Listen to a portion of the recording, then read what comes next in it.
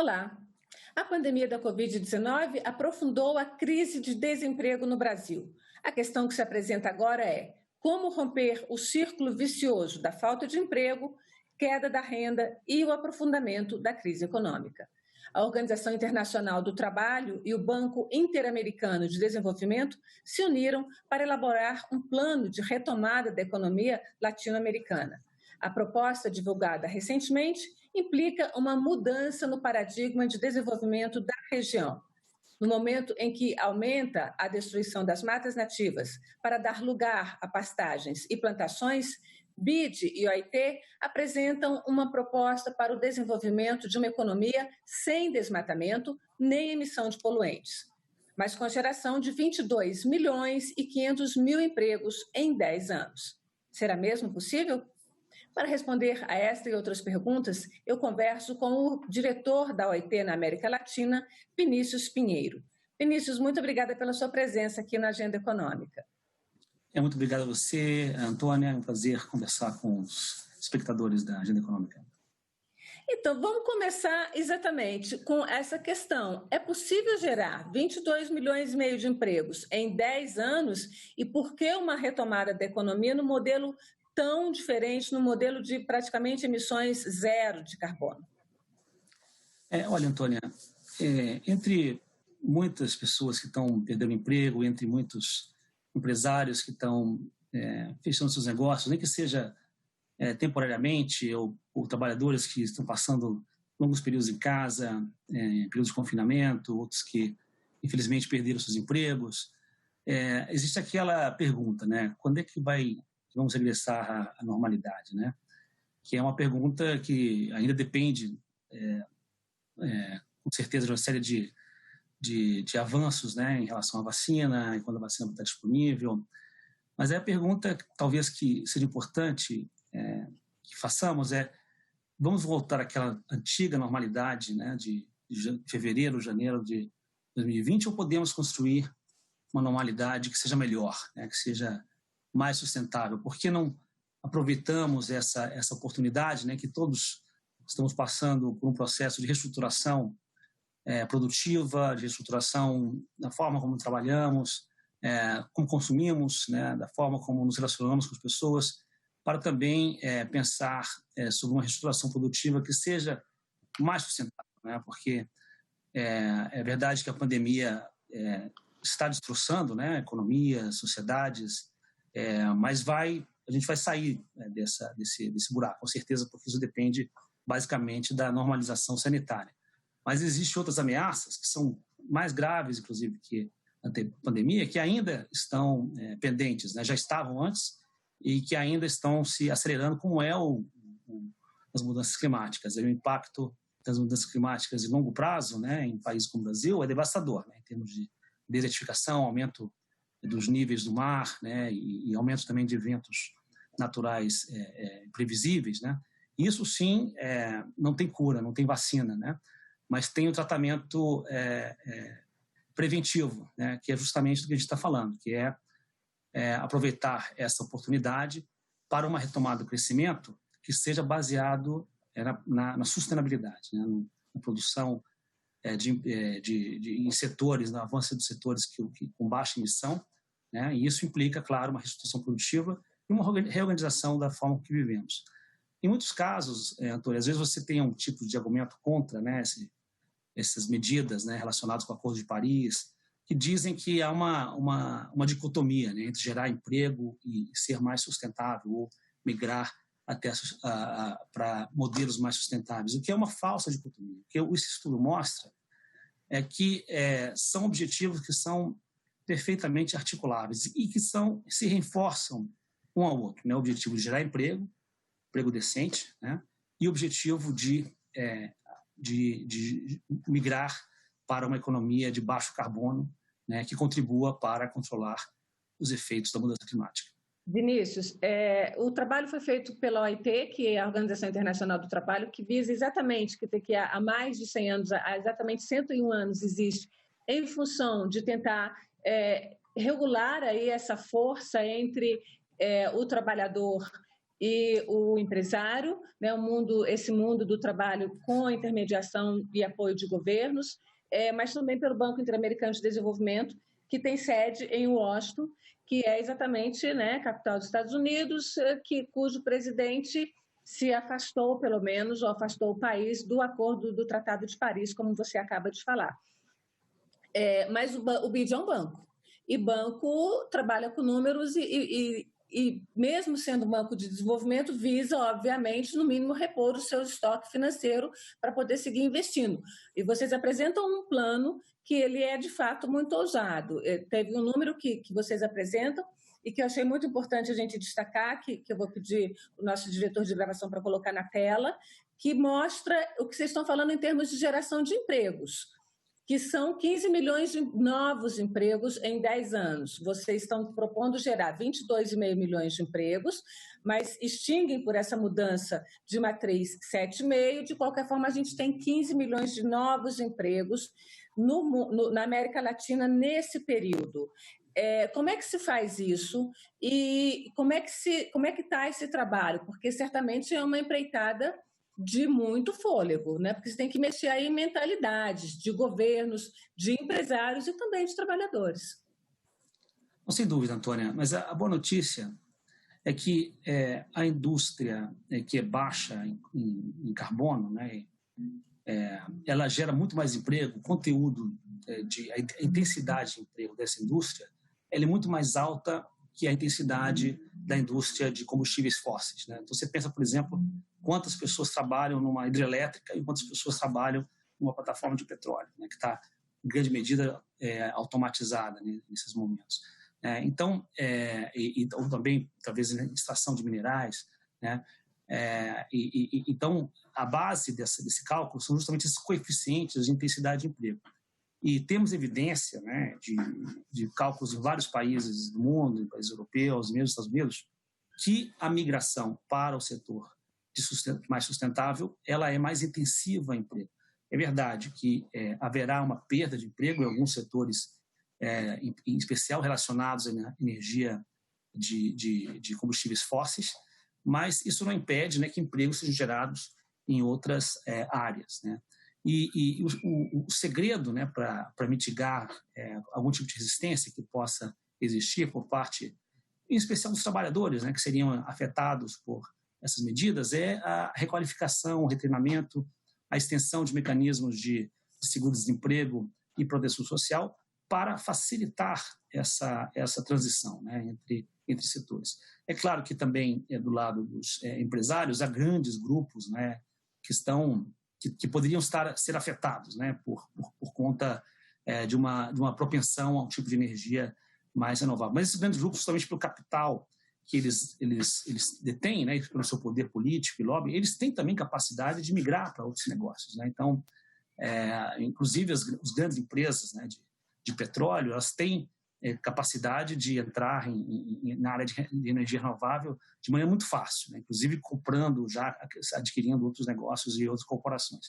Então, é uma decisão que tem que ser baseada em um forte componente político, né? Ou seja, a vontade política ela é fundamental, né, para estimular, né, e também um contrato, né, um pacto entre trabalhadores e empregadores para facilitar, né, a transição, em especial entre os trabalhadores mais afetados, e também fomentar, né, a migração de capitais entre os diferentes setores energéticos. Isso se faz também com os fiscais. Falando dessa questão de quem perde, digamos assim, em termos de redução de empregos e de quem cria, a gente montou um outro gráfico que eu vou pedir para a gente apresentar aí na tela, que é exatamente falar um pouco disso que você falou, a extinção de empregos na área de combustíveis fósseis e produção de alimentos de origem animal, né, que são hoje duas enormes cadeias produtivas no mundo em termos de recursos, em termos financeiros, não em termos de geração de trabalho, né? Mas aqui, quando a gente fala de combustíveis fósseis, a gente tem aí a extração, mas a gente tem toda uma indústria que trabalha com derivados e a gente tem principalmente a indústria automobilística, que alimenta essa indústria de combustíveis fósseis à medida em que consome, mas que tem hoje ainda tem um mecanismo muito grande de plantas de produção baseado em carros a combustível fóssil, carros a gasolina ou diesel. Do outro lado, a gente tem aí a geração de empregos, agricultura, produção de alimentos baseado em plantas, silvicultura, eletricidade renovável, que você já falou um pouco, construção e manufatura. Eu queria que você falasse um pouquinho dessa perda, mas eu prefiro, obviamente, que você se concentre aí nos ganhos, mas fala um pouquinho dessa migração e dessa área de criação de empregos. A primeira é importante ver a perspectiva de longo e o quadro aqui é o seguinte: a longo prazo, se não houver essa mudança, perdemos todos. Tá? Então, ou em emprego e na transição justa, né, na transição para combater o câmbio climático, ou né? Porque afinal a gente está falando das futuras gerações que não vão habitar num planeta que não terá condições ou terá condições muito mais adversas e uma economia muito mais afetada. Então essa é uma perspectiva que é importante colocar antes da gente ver essa transição de curto prazo, que é extremamente importante. Agora, quando a gente olha o que vivemos, né, o que estamos vivendo nos últimos 6 meses, né, em especial em questão a questão do transporte, por exemplo, nós estamos fazendo cálculo de qual foi o impacto sobre as emissões do fato das pessoas estarem em teletrabalho, né? Do fato de não haver deslocamento para os seus entre a casa e o ambiente de trabalho. Além de se ganhar, claro, em tempo, houve um impacto enorme, né, em termos de emissões, o que já nos dá uma ideia, né, do que seria o tipo de economia, o tipo de modelo que se pode pensar para o futuro, né? É claro que a indústria automobilística baseada em combustíveis fósseis, ela pode também migrar para outros tipos de combustíveis. Isso já acontece no Brasil parcialmente. Em outros países, carros a energia elétrica também estão aumentando, né, a sua participação no total, e também o maior uso de transporte coletivo. Então, isso é algo que é determinante. E se vemos os números hoje, né, dos empregos, né, sobre o impacto do Covid nos empregos no Brasil, é verdade que houve uma destruição de empregos muito grande na indústria, né, em particular a indústria relacionada com modelos mais intensos, né, em emissões, mas houve uma expansão de emprego, isso é interessante, em especial na agropecuária. Então já estamos vendo um pouco dessa transformação ocorrendo, né?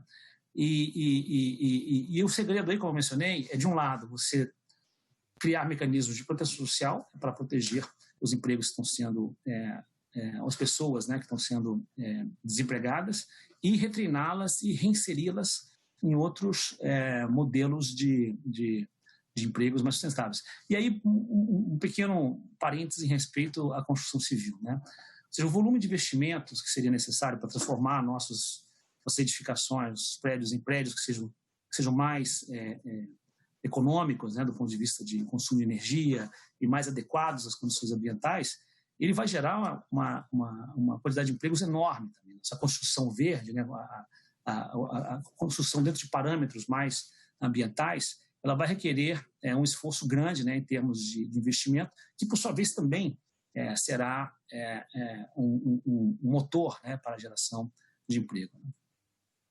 Você acha então que a construção civil pode ser um foco importante, sempre é um foco de retomada de emprego, sempre em momentos de crise. Agora, a questão é, vamos pegar um pouquinho o Brasil, a gente tem um nicho aí empresarial na construção civil muito forte, embora tenha sido um pouco desmantelado nos últimos anos, mas é muito forte. E a gente tem tecnologia já para essa nova construção civil, uma construção civil mais limpa, mais sustentável. A gente tem projetos, a gente tem engenheiros, arquitetos e empresários dispostos. Como é que vocês, junto com o BID, planejam aí essa mudança, se a gente pensar do ponto de vista financeiro mesmo? A construção civil, sem dúvida, né, é um dos principais motores tanto da retomada, do crescimento, como da construção, né, de um tipo de modelo mais sustentável. Nós estamos em contato, né, com a Federação Internacional das Indústrias de Construção, que estão muito comprometidos, né, com todos os elementos. Primeiro, o desenho, né, e aí algo que envolve arquitetos, engenheiros e também a produção de materiais, de modelos, né, de empreendimentos imobiliários que primeiro sejam mais adequados às condições locais, né, que não sejam agressivos, né, em relação ao entorno, né, porque isso varia bastante dependendo das circunstâncias geográficas, né, em cada país, em cada localidade. Então, essa ideia de não interferir, né, em relação a não agredir, né, o ambiente, de utilizar tecnologias, né, de construção que sejam também baseadas, né, no emprego e desenvolvendo as comunidades locais. Né, isso, a construção civil tem um potencial muito grande, né, porque ela não só gera emprego direto, como também emprego indireto, né, já que no momento que se estabelece um empreendimento imobiliário, empreendimento, aí também se fomenta, né, indústrias e áreas de comércio em torno da construção. Então, o consumo local já e aí baseado também numa agricultura sustentável, também é um motor de desenvolvimento. E tudo tem, na verdade, o grande incentivo, né, a esse tipo de perspectiva é um incentivo econômico, né? Será, além claro, da questão se pensar o futuro, né, questão mais programática, conceitual, você ter incentivos econômicos, né, para que esse tipo, inclusive subsídios fiscais e possibilidades de crédito mais facilitado, para que esses empreendimentos possam ser realizados, né? Isso faz parte. Eu creio que hoje há já um certo entendimento, né, nas comunidades empresariais sobre a importância, né? Isso também demonstrado pelo comprometimento brasileiro, dos empresários brasileiros em relação aos objetivos de desenvolvimento sustentável, e isso para ser transladado, né, em investimentos concretos, talvez requeira um certo incentivo e impulso fiscal e tributário. Vinícius, a União Europeia aprovou o seu pacto econômico, prevendo aí 1 trilhão e 800 bilhões de euros em investimentos exatamente para essa retomada numa economia de baixo carbono, nessa crise pós-pandemia. Quanto vocês estimam que seria necessário no Brasil ou na América Latina, já que o estudo trata de América Latina, para que essa retomada possa ser feita nesses níveis aqui na América Latina? Olha, infelizmente nós não temos os valores, né, no montante de investimento da forma que foi feito em relação à União Europeia, porque eles, claro, que dimensionaram o que podia ser feito de cada país, os compromissos, né, de cada país, em especial relacionados com o Acordo de Paris, e com base nisso eles fizeram as estimativas.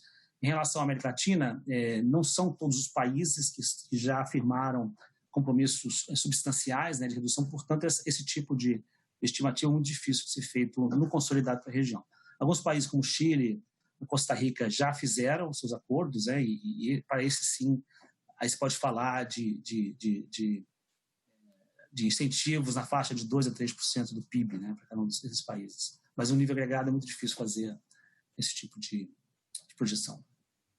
Aqui no Brasil, a gente teve também recentemente um grupo de empresários, estão reunidos em uma instituição, empresários voltados exatamente para essa questão de um desenvolvimento sustentável, e eles entregaram uma carta aos representantes dos 3 poderes, exatamente propondo isso, um desenvolvimento, uma retomada da economia em bases sustentáveis, em base de emissões reduzidas. Eles não são tão pretensiosos de chegar a zero, mas emissões reduzidas de carbono. Como é que você vê, mas foram apenas 70 empresários, como é que você vê do lado empresarial essa questão na América Latina, e se você puder falar um pouco do Brasil específico? Não, existe um compromisso cada vez maior, né, de empresários com essa questão, não somente como eu mencionei, né, por entenderem, né, por compreenderem que essa é uma questão que vai afetar as futuras gerações, como também por entenderem que isso traz um retorno, não só para a marca, né, um retorno em termos de branding, porque os consumidores cada vez mais estão valorizando esse tipo de atitude, né, estão percebendo e diferenciando, né, empresários que são mais afinados, né, com essas ideias e com procedimentos e práticas relacionadas com sustentabilidade, e outros que não que não estão nem aí, né? Então, isso também se reflete no próprio comportamento do consumidor. E cada vez, hoje são 70 empresários, e me parece que grande parte, na verdade, não é só o número de empresários, mas também o valor, né, das empresas, né? São empresas expressivas, né, que têm um grande potencial de mercado e que agem como farol, né, para o comportamento de outras empresas. Então, não é tanto o número, né, mas mais o poder que essas empresas têm de sinalizar comportamento para os demais e também de guiar o mercado. Então, nós somos muito otimistas em relação a esse comportamento proativo do empresariado brasileiro e também na América Latina, e não é somente por conta da conscientização e por conta do interesse público, mas também porque é um excelente negócio, né? Eles já se deram conta disso e certamente terão um retorno esperado. Quando vocês falam em uma geração de mais de 22 milhões de novos empregos, dando aí um saldo de mais de 15 milhões de empregos, de novos empregos, o que isso traz? Então, a gente já vê de cara aí um bom retorno para o trabalhador, pelo menos ele vai ter emprego. Retorno empresarial e em termos de qualidade de vida, como é que vocês avaliam isso? Eu queria mostrar um outro gráfico que a gente fez a partir, não é nem um gráfico, na verdade é um infográfico apenas a partir das informações de vocês, que são exatamente o que vocês entendem que é necessário ser feito, né? Eu vou pedir o nosso diretor para colocar aqui na tela, que é exatamente o plano, né, que vocês apresentam para a mudança dessa matriz. Realocação de trabalhadores e trabalhadoras, criação de empregos decentes, essa palavra é bastante interessante, principalmente nas zonas rurais, novos modelos de negócios, melhorar a proteção social, apoiar as pessoas deslocadas e apoiar empresas, comunidades e trabalhadores. Objetivamente, como é que se faz cada passo desse? Eles acontecem simultaneamente? Como é que se dá um processo, por exemplo, de reeducação, de retreinamento de trabalhadores para esses novos setores?